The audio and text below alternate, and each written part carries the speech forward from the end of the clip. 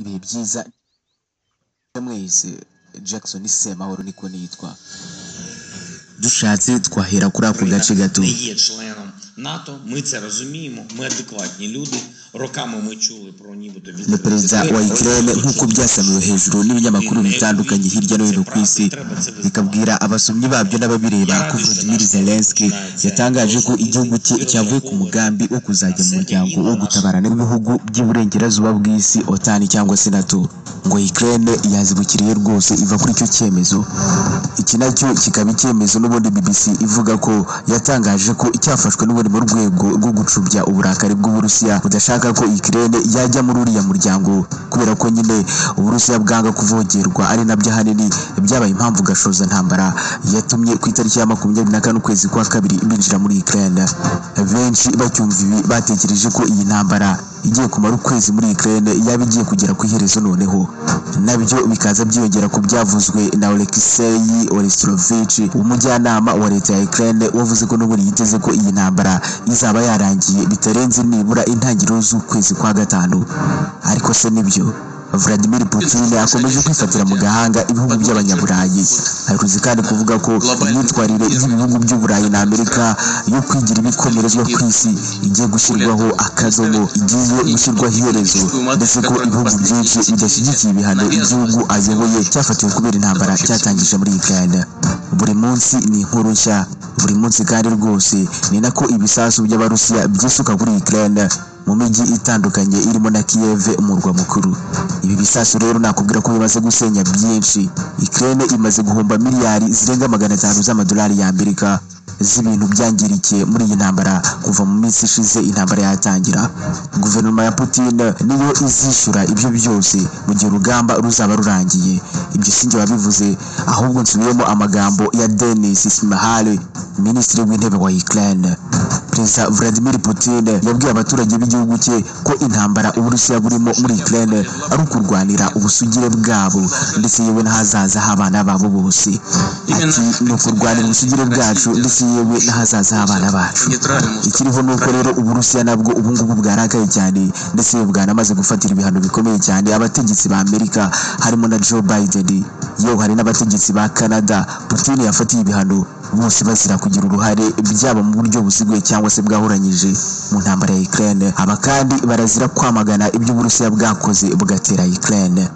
Niba ubyemeye rero ndaza kuguha ishusho y'ibiri kuvugwa muri Ukraine aho urugamba rugeze mu mahina. Wageze kuri Red Project. Nk'ibisanzwe Jackson Semahoro niko nitwa, kandi akazi kanjye ni kamwe, ni ukukubwira ibyo amatwi yawe atigeze yumva na rimwe. Ikaze. Ibihumyo uretse kuba ibiribwa binavura indwara zitandukanye, ibintu Philemon Farm yamenye kare maze igatangira gukora ubuhinzi bwabyo. Batubura imbuto y'ibihumyo bakayigurisha hirya no hino, bafasha abashaka gukora ubwo buhinzi cyane ko bafite abakozi babizobereyemo bagusanga aho uri hose mu gihugu. Bafasha abakiriya kubona amasoko muri za hoteli, resitora, ibigo byigenga n'ahandi. Ushaka izo serivisi nko kugura imigina, kugura ibihumyo cyangwa ko bagukorera uwo mushinga, bahamagare cyangwa ubandikire kuri 0784 24 44 59. Bakorera mu karere ka Gasabo hepfo gato y'umurenge wa Gisozi. Philemon Farm ifite ubunararibonye, yanahawe ibihembo na Minisiteri y'Urubyiruko n'Umuco, umuryango w'abibumbye wita ku iterambere UNDP, ndetse n'umuryango w'ubutwererane bw'Abanyakoreya KOICA.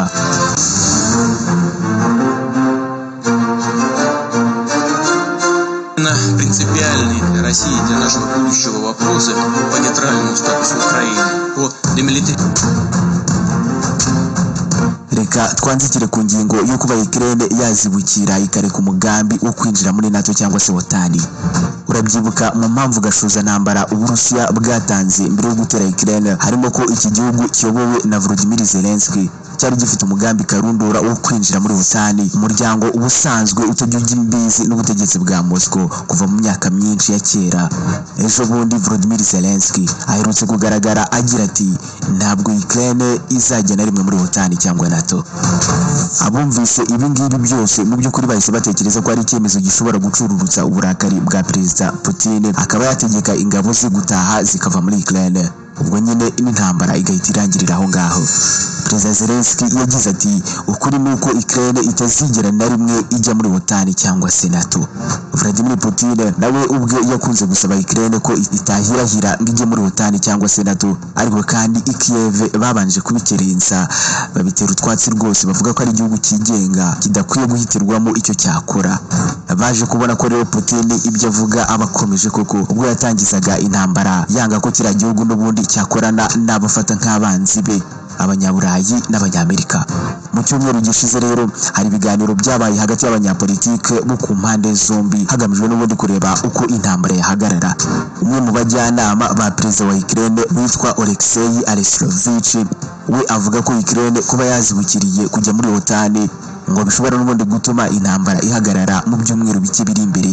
Ku rundi ruhande ariko abakurikirana iby'intambara hagati ya Moscow na Kiev bavuga ko kugira ngo ibiganiro bizagire ku musaruro ngo bisaba igihe gihagije kandi koko kitari gitoya, ngo si ibyo guhubukirwa kuko ntawamenya icyo Putin ateganya hagati aho ngaho.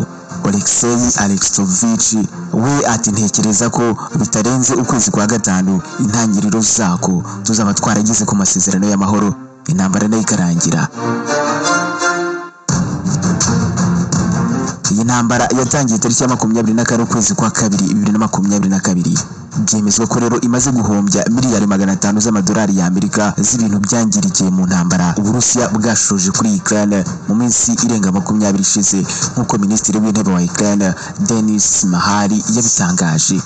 Uyu muyobozi yashimangiye ko guverinoma ya Putin ariyo y'Uburusiya ariyo ngizishyura ibyo byose mu gihe urugamba ruzaba rwarangiye.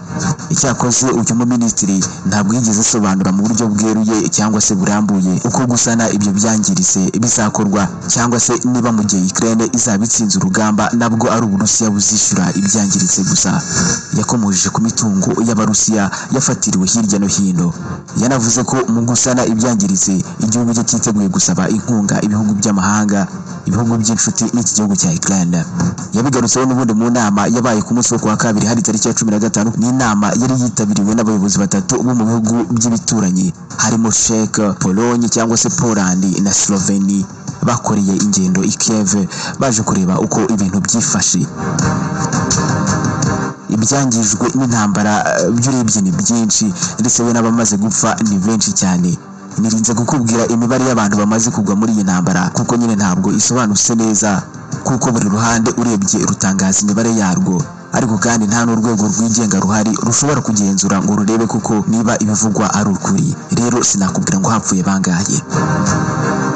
Perezida wa Repubulika ya Ukraine yitwa Volodymyr Zelensky we yasabye ingabo z'Uburusiya zihanganye n'iz'igihugu cye kuba zarambika intwaro hasi, azisezeranya ko zizagira ubuzima bwiza buruta ubwo zari zisanzwe zibamo ziri iwabo mu Burusiya. Hari ubutumwa buri mu ijambo Perezida wa Repubulika ya Ukraine Volodymyr Zelensky yageneye ingabo z'Uburusiya zihanganye n'iz'igihugu cye.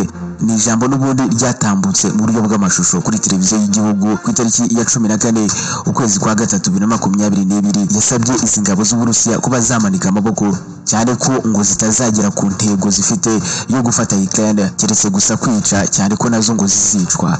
Ati nta kintu na kimwe muzafata muri Ukraine, muzatwara ubuzima ariko n'ubwanyu buzatwarwa. Ariko se kubera iki mukwiye gupfa? Murapfira iki se? Ndabizi ko mushaka kubaho. Uyu mukuru w'igihugu yamenyesheje izi ngabo ko atega amatwi ibiganiro zigirana hagati yazo ndetse n'ibyo zigirana n'imiryango yazo zasize mu Burusiya, akumva ko nazo zitumva ishingiro ry'iyi ntambara.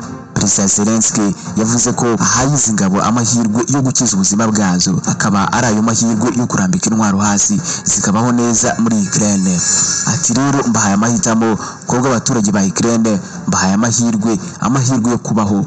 Nimwiyegurira ingabo zacu tuzabitaho uko bikwiye nk'abantu, bitandukanye nuko mwitabwaho muri mu gisirikare cyanyu.